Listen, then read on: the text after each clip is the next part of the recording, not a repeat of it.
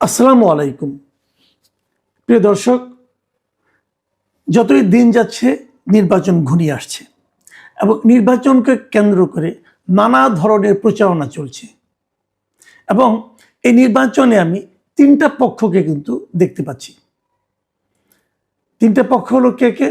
একটা হলো বিএনপি, একটা জামায়াতে ইসলাম, আরেকটা সরকার। আপনারা যদি বলবেন যে সরকারের সঙ্গে তো বিএনপি এবং জামাতের কোনো প্রতিদ্বন্দ্বিতা নেই, কোনো বিরোধ নেই, তারা পরস্পরের প্রতিপক্ষ নয়, তাহলে সরকারকে আপনি কেন আরেকটা পক্ষ বলছেন? হ্যাঁ, আমি বলছি সরকার বিএনপি এবং জামাতের সঙ্গে সরাসরি নির্বাচন করছে না, কিন্তু তারা যেন জনগণ এবং আইনের সঙ্গে নির্বাচনে প্রতিদ্বন্দ্বিতায় লিপ্ত হয়েছে। কিভাবে বলছি? বিএনপির নেতৃত্বে কে আছেন? তারেক রহমান। তারেক রহমান বিভিন্ন জায়গায় যাচ্ছেন, বিএনপির ধানের শীষের পক্ষে ভোট চাচ্ছেন। ডক্টর শফিকুর রহমান জামাতের আমির, উনিও বিভিন্ন জায়গায় যাচ্ছেন এবং দাঁড়িপাল্লা মার্কায় ভোট চাচ্ছেন। আর ডক্টর আলী রিয়াজ একজন বিদেশি নাগরিক, আমেরিকার নাগরিক। উনি আমাদেরও জন্মগতভাবে নাগরিক, পরে বাংলাদেশের নাগরিকত্ব ওটাও রেখেছেন, এবার আমেরিকার নাগরিকত্ব নিয়েছেন, শপথ নিয়েছেন যে আমেরিকার স্বার্থ রক্ষা করবেন। তিনি সারা দেশে ঘুরে বেড়াচ্ছেন এবং হার পক্ষে ভোট চাচ্ছেন।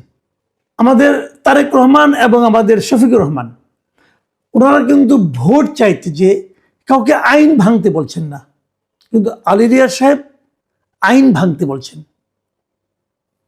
উনি সরকারি কর্মকর্তা কর্মচারীদেরকে বলছেন যে আপনারা হার পক্ষে ভোট চান। আবার এদিকে ইলেকশন কমিশন বলছেন যে কোনো সরকারি কর্মকর্তা কর্মচারী যদি হার পক্ষে অথবা নার পক্ষে কোনো একটা পক্ষে যদি তারা ভোট চান, তারা কেবল আইনি লঙ্ঘন করবেন না, তাদের দণ্ড পর্যন্ত দেওয়া যাবে। তাদের 5 বছর থেকে 1 বছর থেকে 5 বছর পর্যন্ত দণ্ড হতে পারে। এবার বুঝেন সরকারি কর্মকর্তা কর্মচারীরা কোথায় যাবেন? তারা তো অলরেডি এর মধ্যে দণ্ডের কাজ করে ফেলেছেন, তারা সাজা পাওয়ার মতো অপরাধ করে ফেলেছেন।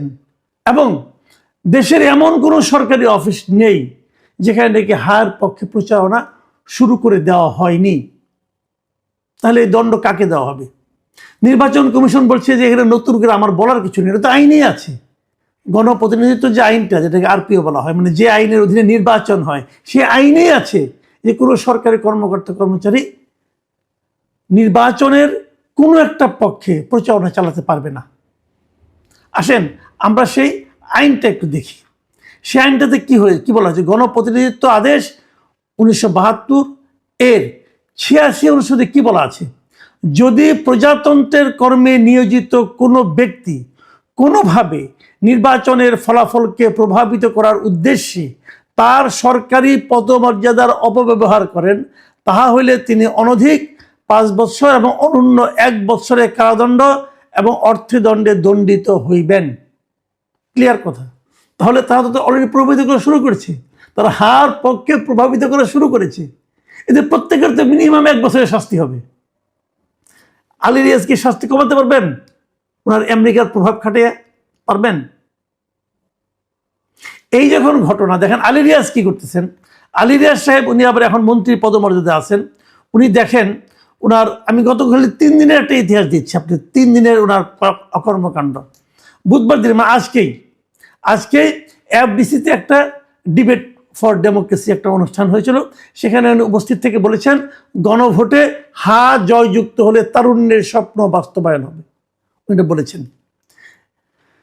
আগের দিন উনি জাতীয় জাদুঘরের মিলনায়তনে গণভোটের প্রচার ও ভোটার উদ্বুদ্ধকরণের উদ্দেশ্যে সনাতন ধর্মাবলম্বীদের সঙ্গে একটা মত বিনিময় করেছেন। সেখানে বসে উনি বলেছেন যে বহু জাতিগোষ্ঠী ধর্মের স্বীকৃতি সংবিধানে রাখতে গণভোটে হাকে বিজয়ী করুন। উনি প্রচার চালিয়ে যাচ্ছেন। কিন্তু তারপরে উনি শনিবার দিন সিলেটে বিভাগীয় ক্রীড়া কমপ্লেক্সে বিভাগীয় কমিশনারের কার্যালয়ে একটা গণভোটের প্রচার ও উদ্বুদ্ধকরণের অনুষ্ঠান হয়েছিল। সেখানে উনি বলেছেন ব্যক্তির একক ক্ষমতা নিয়ন্ত্রণে হা ভোট দিন। উনি এগুলি বলছেন। ইন্টারেস্টিং হলো এগুলো হয়তো উনি বলছেন, এখানেও আইন ভঙ্গ করছেন উনি। তারপরে আমি ধরে নিলাম উনি উপদেষ্টা, উনি এটা বানিয়েছেন, ওনার খুব আবেগ আছে পেছনে, ঠিক আছে মানলাম। কিন্তু প্রত্যেকটা জায়গায় উনি কিন্তু প্রচারণা চালানোর জন্য সরকারি কর্মকর্তা কর্মচারীদের নির্দেশ দিয়েছেন।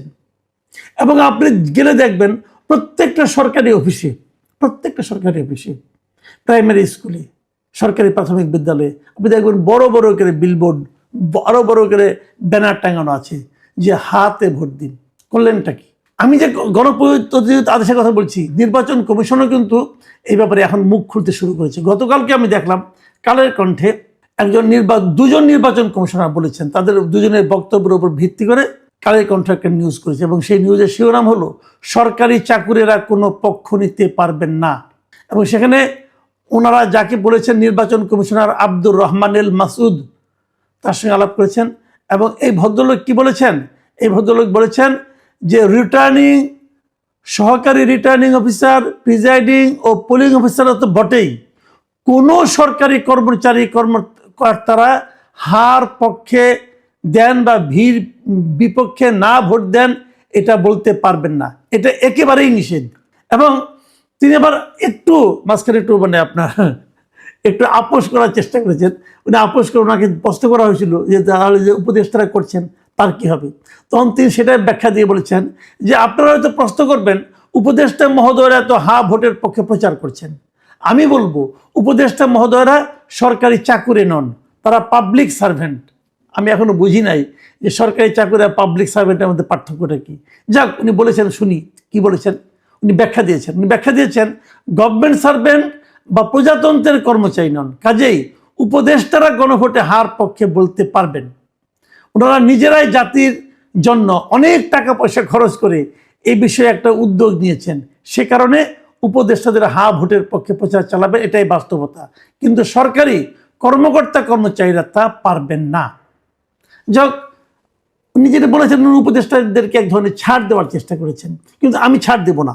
আমি বলবো যে উনি এটাও ভুল বলেছেন যে সরকারি প্রজাতন্ত্রের কর্মচারী, গভর্নমেন্ট সার্ভেন্ট এবং পাবলিক সার্ভেন্ট, আমি এর মধ্যে কোনো পার্থক্য দেখি না। সবাই পাবলিক সার্ভেন্ট। গভর্নমেন্ট সার্ভেন্ট আবার কি? গভর্নমেন্ট থেকে কিছু না রে ভাই, গভর্নমেন্ট তো পাবলিক। গভর্নমেন্ট গভর্নমেন্টের ওনার কে? একটা সরকারের মালিক কারা? জনগণ। সরকার চলে কার টাকায়? জনগণের টাকায়। তো জনগণের টাকায় যারা চলে তারা সবাই পাবলিক সার্ভেন্ট।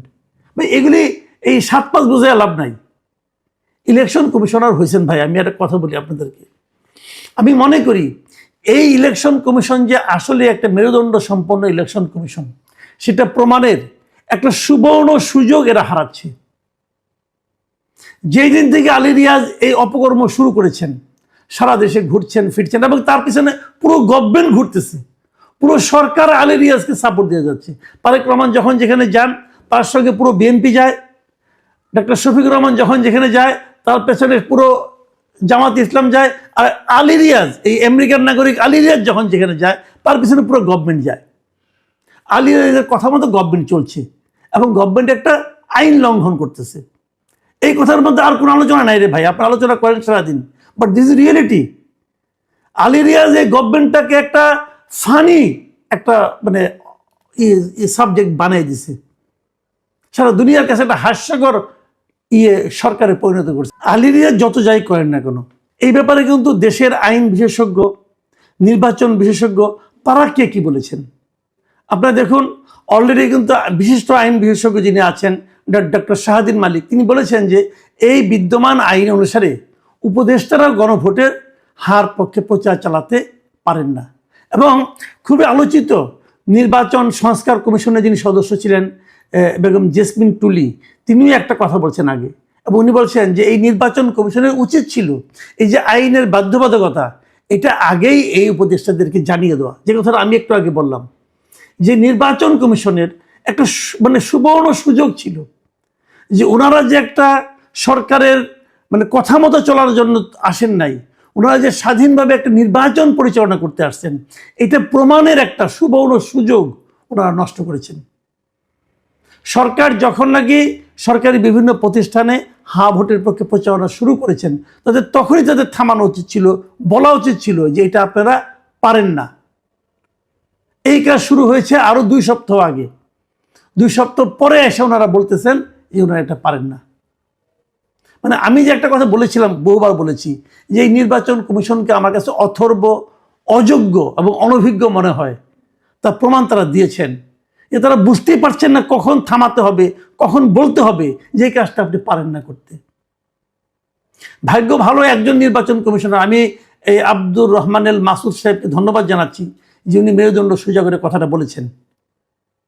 আমি মনে করি এখন এই ব্যাপারে সরকারের নির্বাচন কমিশন সতর্ক হওয়া উচিত এবং প্রত্যেকটা সরকারি অফিস থেকে সেই বিলবোর্ড এবং যত ফেস্টুন আছে, ব্যানার আছে, সব নামানো উচিত এবং এগুলির পিছনে যে খরচ হয়েছে সেই খরচ আলী রিয়াজের কাছ থেকে আদায় করা উচিত। দেশটাকে সবার সামনে হাসির পাত্র বানানোর যে প্রবণতা এই ডক্টর আলী রিয়াজ শুরু করেছেন, এটা থামানো উচিত। ওনার তো কিছু যায় আসে না, উনি তো আমেরিকান নাগরিক। আমরা মানুষের কাছে বেজ্জতি হলে ওনার কি যায় আসে? উনি একের পর এক আইন ভেঙে চলেছেন।